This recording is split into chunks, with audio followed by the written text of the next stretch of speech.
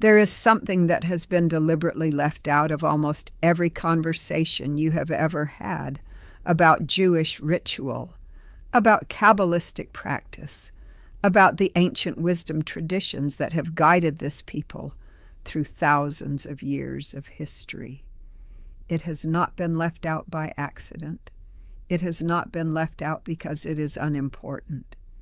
It has been left out precisely because it is the most important thing. Because the rabbis across generations understood that if people truly grasped the real mechanism behind these practices, if they understood not just what to do, but why it actually works at a level that goes far deeper than faith or tradition or cultural habit, it would fundamentally disrupt the way ordinary human beings relate to their own lives. And today I am going to tell you what that is. Not because I am against the rabbis. I am not.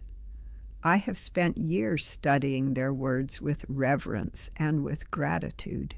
But the great teachers themselves, the ones who wrote the Zohar, who built the system of Kabbalistic thought that still shapes Jewish mysticism today, they were not secretive because they wanted to withhold.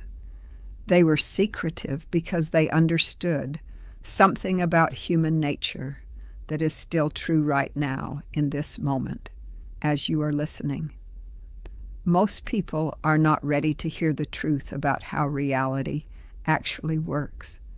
And the ones who are ready, the ones who have been through enough, who have tried enough things that didn't work, who have prayed enough prayers that seem to go nowhere, those are the ones who can actually use this. So if you're still here, I want you to consider the possibility that you are exactly the person this was always meant for. My grandmother gave me these secrets in her home 50 years ago. Every blessing, every protection, every tradition that makes a Jewish home truly sacred. Now I've gathered them all into one book just for you. Visit the link in the description or pinned comment and let me be your grandmother too. Let me begin with a story. There was a great rabbi in 19th century Poland, a student of the Baal Shem Tov's lineage, who was sought out by a wealthy merchant from Warsaw. This merchant had built his fortune through decades of work, only to watch it collapse in a single season of bad decisions and bad luck.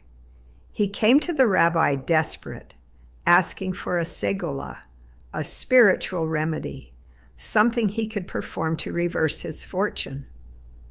The rabbi looked at him for a long time before speaking. He did not give him a ritual. He did not hand him a psalm to recite or a candle to light. He said only this: "Your money left you because you became a person whom money could no longer serve. Before I give you any practice, you must answer one question honestly. What did you believe about yourself when you were prosperous? And what do you believe about yourself now?" The merchant had no answer. He went home. He sat with the question for 3 weeks. And when the answer finally came to him, when he finally saw what had shifted internally before anything shifted externally, that was when things began to turn, not because of a ritual, because of a recognition. This story contains the entire secret, and everything I am going to share with you today is an unpacking of what that rabbi already knew. Here is the first thing the rabbis never say plainly, though it is encoded in virtually every teaching they have ever given. These rituals are not instructions for influencing God. They are instructions for transforming the person performing them. This distinction sounds simple. It is not. Because the moment you genuinely absorb it, your entire relationship to spiritual practice changes. You stop asking, "Did I do it right?" and start asking, "Did it change me?"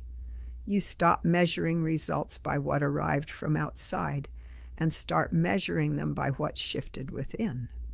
And paradoxically, and this is the part that the ancient teachers understood with breathtaking precision, it is exactly when you stop trying to influence external reality through ritual and start allowing ritual to reshape your internal reality that external reality begins to respond. The Hebrew word for this principle is hishtavut, equanimity, inner stillness, the quality of remaining centered regardless of external circumstance. The Baal Shem Tov, the 18th century founder of Chassidic Judaism, and one of the most spiritually penetrating teachers in Jewish history, placed hishtavut at the very foundation of his entire system.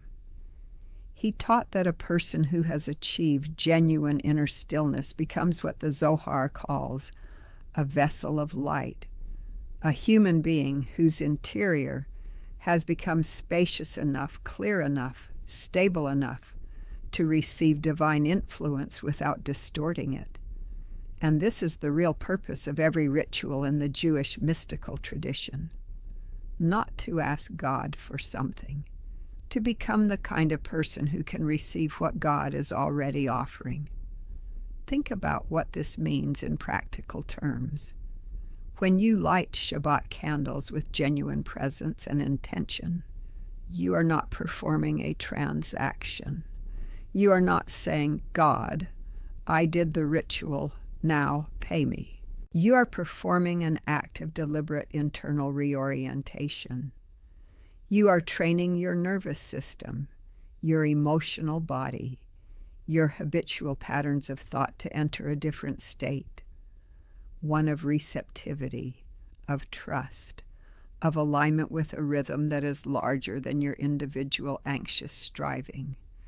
And neuroscience, which did not exist when the rabbis designed these practices, now tells us that exactly this kind of deliberate state shift, practiced consistently, rewires the brain's default mode of operation. The rabbis called it spiritual refinement. We call it neuroplasticity. They are describing the same phenomenon from different angles. Now here is where it gets truly remarkable, and I want you to stay with me through this next section, because what I'm about to share is the part that most teachers, even sincere learned ones, shy away from because it sounds too close to psychology and not close enough to religion. But the greatest Kabbalistic thinkers were not afraid of this territory. They explored it with extraordinary precision. My grandmother gave me these secrets in her home 50 years ago. Every blessing, every protection, every tradition that makes a Jewish home truly sacred. Now I've gathered them all into one book just for you. Visit the link in the description or pinned comment and let me be your grandmother too. The Maharal of Prague, Rabbi Judah Loew ben Bezalel, one of the most formidable Jewish philosophers of the 16th century, wrote extensively about what he called the relationship between the tzura, the inner form, the essential pattern of a person, and their material circumstances. His teaching, expressed in characteristically dense philosophical language, was this: the outer life of a person is always a reflection of their inner form, not a punishment, not a reward, a reflection. The way a mirror reflects whatever stands before it without judgment, without preference, without opinion. So the material world reflects the essential inner pattern of each human being. If the inner pattern is one of scarcity consciousness, of believing that there is not enough, that abundance is for others, that money is dangerous or dirty or unavailable to someone like me, then the outer world will faithfully mirror that pattern back, no matter what rituals are performed over it. This is why the rabbi in our story did not begin with a segula, a ritual performed over an unchanged inner pattern, is like washing the outside of a window, while the inside remains opaque. The light cannot get through regardless of how clean the glass looks from the street. The real work, the work the rabbis pointed toward constantly, but rarely described explicitly, is the work of changing the pattern itself. And this is precisely what the rituals, understood correctly, are designed to accomplish. Let me give you a specific example, because abstract principles only take us so far.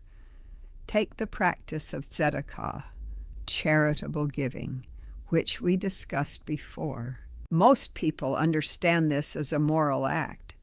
Give to others because it is good and right, and it is good and right. But that is the surface layer.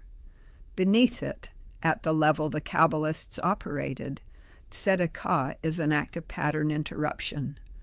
When a person who believes in scarcity, who believes that money is scarce, that they never have enough, that giving means losing, when that person gives anyway consistently, from a place of discipline rather than comfort, something extraordinary happens inside them.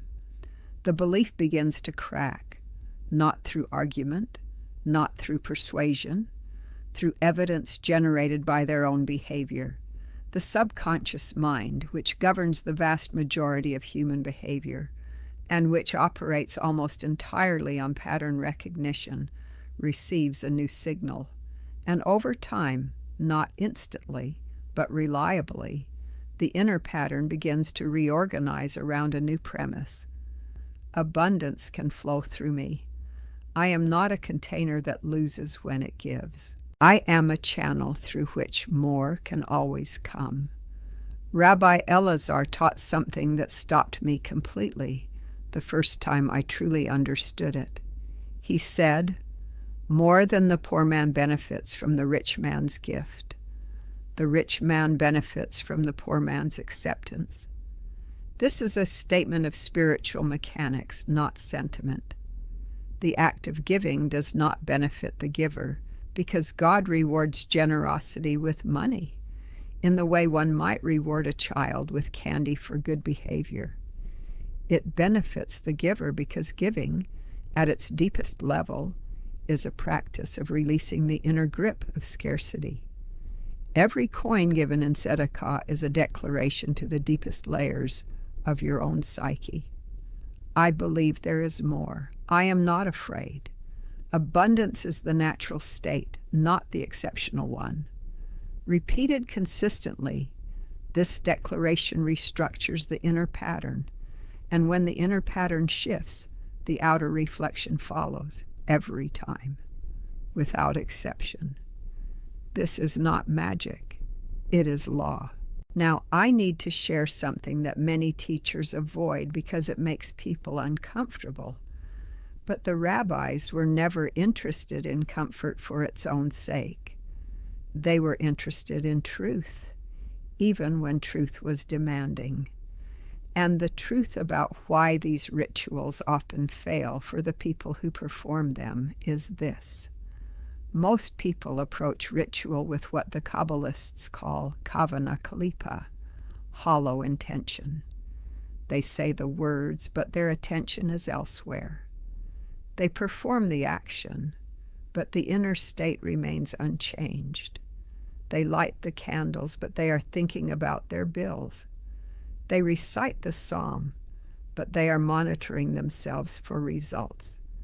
And when nothing seems to happen, or when something happens and they cannot sustain it, they conclude that the ritual didn't work, when in fact the ritual worked perfectly. It reflected back exactly what was brought to it. Nothing. The Tanya, the foundational text of Chabad Kabbalistic philosophy, written by Rabbi Shneur Zalman of Liadi in the late 18th century, addresses this with remarkable directness. It teaches that the divine presence cannot dwell where there is no space prepared to receive it, and the preparation of that space is entirely an interior act. It is the quieting of what the Tanya calls the animal soul, the reactive, fear-driven, ego-centered aspect of human nature, enough to allow what it calls the divine soul to become audible. Every ritual in the Jewish mystical tradition is, at its root, a technology for doing exactly this, for quieting the noise, for creating the interior stillness in which the divine can actually be heard, felt, and allowed to act. There is a reason this teaching was kept within small circles for so long, because it demands something that most people, frankly, do not want to give. It demands that you stop looking for something outside yourself to fix your life and start taking responsibility for the inner world that is generating your outer one. That is a hard teaching. It is much easier, and the rabbis knew this, which is why they were so careful about how and when they shared it. It is much easier to believe that if you place a certain object in a certain corner of your home, abundance will flow. And that belief is not entirely wrong. The object, the placement, the ritual, these things do have effects, but the effects they have are mediated entirely through the inner state of the person performing them. The ritual is the key, but you are the lock, and without the right interior conditions, the key turns in nothing. Let me tell you about the 6th Lubavitcher Rebbe, Rabbi Menachem Mendel Schneerson, one of the most influential Jewish leaders of the 20th century, and a teaching he gave to a young couple who came to him in distress. They had been performing every segula, every ritual remedy, every spiritual practice recommended to them for financial recovery for 2 years, with no result. The Rebbe listened to them with his characteristic complete attention, and then he asked them a single question. When you perform these practices, what are you feeling? They looked at each other. The husband said, desperation, I suppose. Fear that it won't work. The Rebbe nodded slowly. He said, you are praying your fear, not your faith. Every ritual you perform is a vessel. The vessel is correct, but you are filling it with the wrong substance. Begin again, and this time, when you light the candle, don't ask God for what you need. Thank Him for what is already on its way. They left. They began again. Within 4 months, the situation had transformed so completely that they came back not to ask for help, but to express gratitude. The Rebbe's response, by the accounts of those present, was simply a smile, as if he had known all along. This is the teaching that changes everything. Gratitude is not a response to abundance. It is the interior state that makes abundance recognizable and receivable. The Hebrew language encodes this in a way that is almost invisible until you look for it. The word for gratitude, hodaya, shares its root with the word had, which in the Kabbalistic system of the Sephirot, the divine attributes through which God interacts with creation, represents the quality of acknowledgement, of recognition, of seeing clearly what is already present. When a person genuinely enters the state of hodaya, genuine gratitude, not performed gratitude, not strategic gratitude intended to trigger divine reward, but the actual felt sense of recognition for what already exists. They are, in Kabbalistic terms, aligning their inner sephira of Had with its divine source. They are, in plain language, tuning their interior instrument to the frequency at which abundance is already broadcasting. And when that tuning happens, the signal that was always there suddenly becomes audible. Most people live their entire lives unable to hear that signal, not because it is not broadcasting, because their interior instrument is tuned to a different frequency, the frequency of what is missing, what is wrong, what is not yet arrived. And ritual performed with genuine kavana, genuine intention, is the technology of retuning. This is why the rabbis teach it. This is what they have always known, and this is what they hesitated to say plainly, because they understood that most people would hear it and say, "So the rituals are just psychology," and they would put them down, when the truth is the opposite. The rituals are not just psychology. They are precision instruments for working with the deepest layers of human consciousness, layers that psychology is only beginning to map, in alignment with divine law.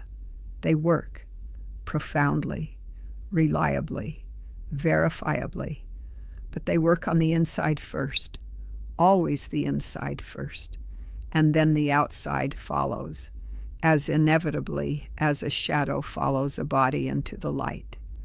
Let me give you the final teaching, the one that ties all of this together, and it comes from a source so ancient and so close to the center of Jewish wisdom that everything else we've discussed today flows from it.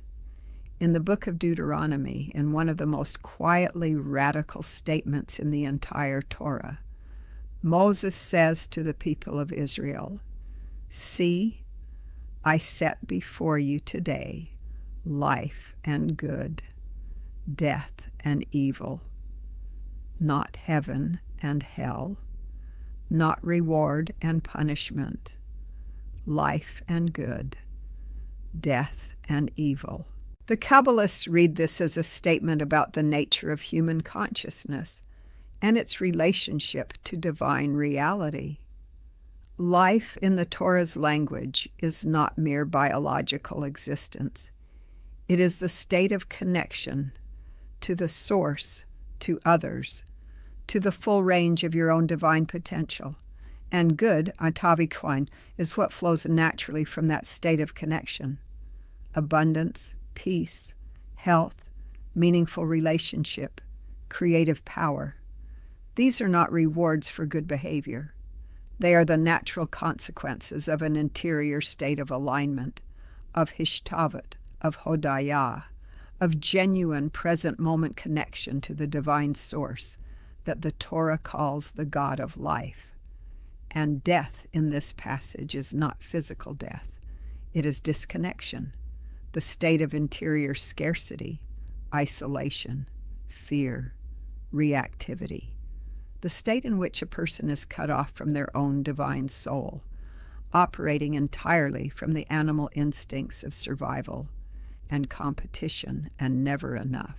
And evil ra is simply what flows from that state of disconnection, not because God is punishing, because a disconnected soul cannot receive what a connected soul receives naturally, effortlessly, as a matter of divine design. The rituals, all of them, every candle, every psalm, every grain of salt, every act of giving, are technologies of reconnection, pathways back to the interior state of life. And the rabbis who transmitted them across centuries of exile, persecution, loss, and survival knew something that we are still learning how to say in our modern language. The outer world is downstream of the inner one. Fix the source. The river takes care of itself. This is the real reason the rituals work, not magic, not transaction, not the manipulation of supernatural forces through correct procedure. Transformation, interior, genuine, sometimes slow, and sometimes startlingly sudden transformation of the human being who performs them with honest heart and consistent dedication. You are not trying to convince God to change your circumstances. You are allowing God, through the precise technology of these ancient practices, to change you into the person whose circumstances naturally align with abundance, with peace, with the full expression of your divine purpose. Remember this: the rituals are the key. You are the lock. And when you align the two, when you bring genuine intention, genuine stillness, genuine gratitude to the ancient practices that generations of your spiritual ancestors carried through every kind of darkness imaginable, the door opens, not because you did something right, because you became someone open. And an open door, the rabbis always said, is something even heaven cannot resist walking through. May every practice you carry from this day forward be filled with the light of genuine intention.